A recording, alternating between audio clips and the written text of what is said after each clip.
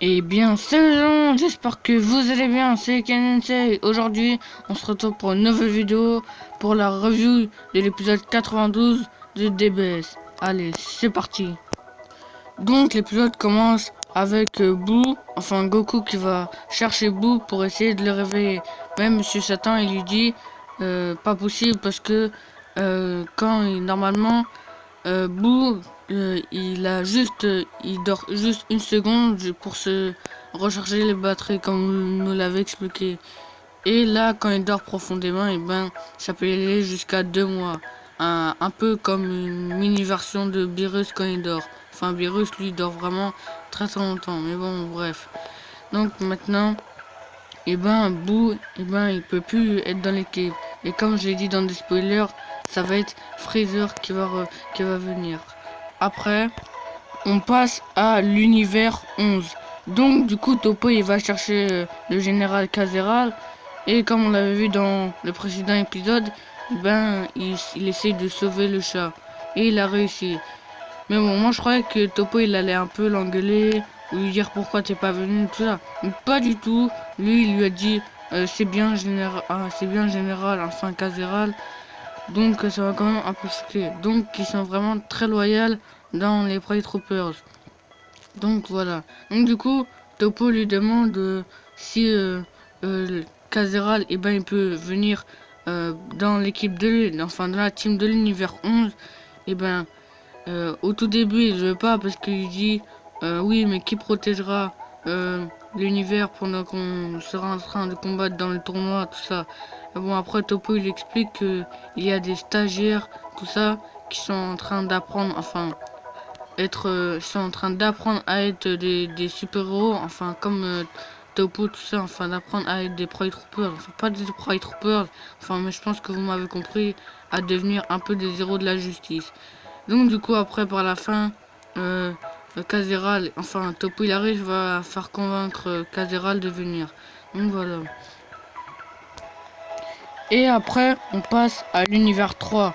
Donc en fait dans l'univers 3, bah, les planètes sont un peu à la Star Wars. Par exemple, c'est des planètes un peu robotiques, tout ça, qui ont été créées vraiment technologiquement. Et enfin je sais même pas si ça se dit, mais bon bref. Et du coup moi j'aime vraiment bien ces planètes. Et bon, aussi on apprend l'existence. Nigrishi, c'est le guerrier, enfin le combattant le plus fort de l'univers 3. Et comme derrière on le voit, et ben il a conçu un robot, un espèce de, enfin il a modifié une personne et du coup il peut s'adapter à toutes les conditions du tournoi du pouvoir et il s'appelle Narerama. Et par exemple, je vais vous expliquer un peu de ses pouvoirs. Si par exemple quelqu'un l'expulse et qu'il est sur le point de tomber de l'enfant de l'arène, et ben il peut utiliser vraiment de grosses griffes et il peut allonger ses bras un peu comme Luffy. Mais ce qui m'a beaucoup choqué aussi, c'était quand il arrive directement sur EA ou I, je sais pas comment vous dites, ou EA, bon, moi je vais l'appeler EA parce que ça sonne mieux. Donc EA et comme Paris, bon, Narerama ils arrivent sur eux juste pour lui faire une démonstration comment il marche. Enfin il marche comme un robot, enfin il roule plutôt. Et comparé lui il se cache derrière Moscou et EA aussi. Donc ça m'a vraiment choqué. Donc c'est un ange normalement, il a pas peur tout ça. Mais bon après Toriyama il nous dévoile chaque caractère des anges. Comme on a pu le voir dans l'épisode précédent, j'avais oublié de le dire, et ben il y a l'ange de l'univers 10, je sais plus très bien comment elle s'appelle. Et ben elle était en train de danser avec les combattants de l'univers 10. Et c'est Gowasu qui lui prenait en photo, je sais plus pourquoi, pour la rendre populaire ou mettre ça sur les réseaux sociaux de DBS. Donc voilà. Et après, on passe à l'univers 6 où il y avait après la petite pub, enfin, après le couple, enfin, je sais pas comment dire, mais vous savez, la petite pub, on voit tous les. Enfin, bon, bref, je pense que vous avez compris si vous avez vu l'épisode. Donc, on passe à l'univers 6 et donc, du coup, Kiabe, eh ben, il apprend à Karifra le Super Saiyan. Bon, elle, j'ai vu beaucoup de gens sur YouTube dire Ouah, ça se fait pas tout ça. Goku, il a galéré à... Excusez-moi, Goku, il a galéré à être Super Saiyajin, Vegeta aussi, Gohan, tout ça. Alors moi, je vais juste vous dire non. Parce que vous savez pourquoi? Parce que Carifra, là, a un énorme potentiel. Juste en forme de base, et ben moi, je lui dirais qu'elle...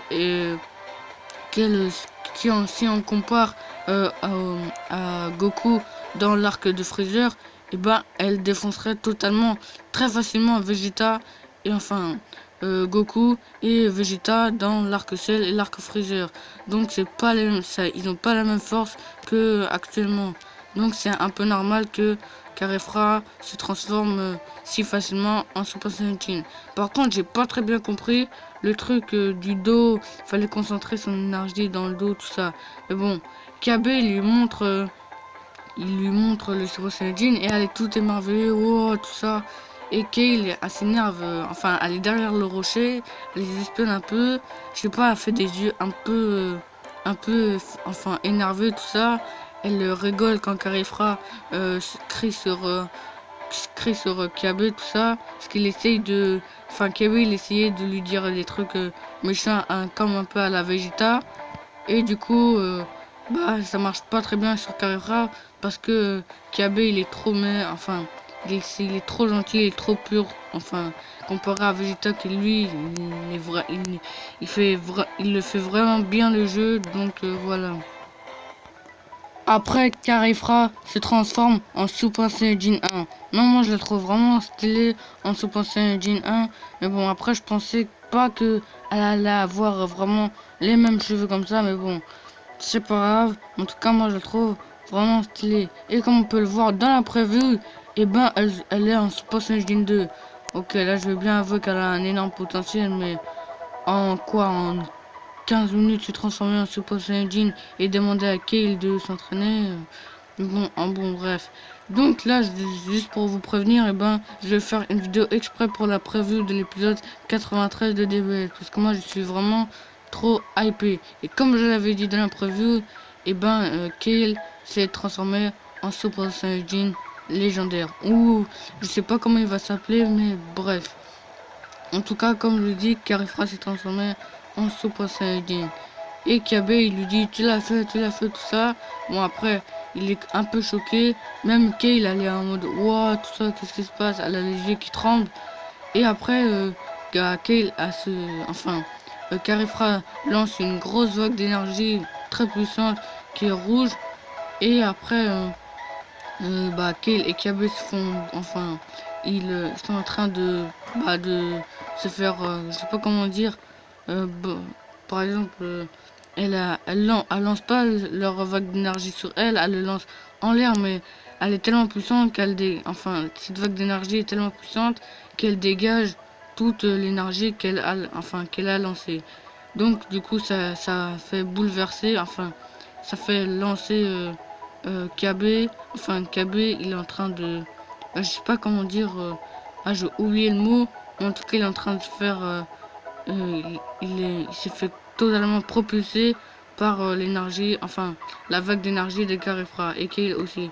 Donc Carifra crame Kale, elle lui dit hey Kale, tout ça, je savais que tu es là depuis le début, tout ça, et elle lui dit ah viens, essaie toi aussi, essaie de te transformer en Super Saiyajin. Et on apprend que Kale est la protégée de Carifra. Donc je savais pas, moi je pensais que juste c'était une subordonnée normale, et encore je pensais que c'était la plus faible, enfin qu'on a plus faible en forme de base, mais non, elle a vraiment un énorme potentiel.